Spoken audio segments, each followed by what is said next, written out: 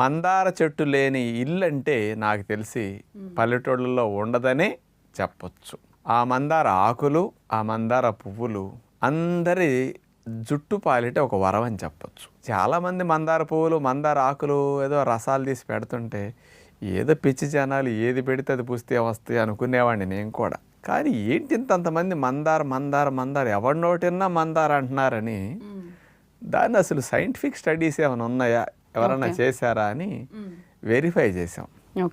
40 పరిశోధన పత్రాల యొక్క సారాంశాన్ని అమెరికా దేశం వారు 2015 సంవత్సరంలో రట్గర్స్ యూనివర్సిటీ USA వారు వాళ్ళు ఇచ్చినవి. ఇంకొక స్పెషల్ది తెల్ల జుట్టు రాకుండా నలుపుగా ఎక్కువ రోజులు ఉండేటట్టు మందారాకులు చేస్తున్నాయని central leather research institute Chennai వారు 2003 సంవత్సరంలో పరిశోధన చేసి మందారాకుల మీద స్పెషల్గా ఇవ్వటం జరిగింది.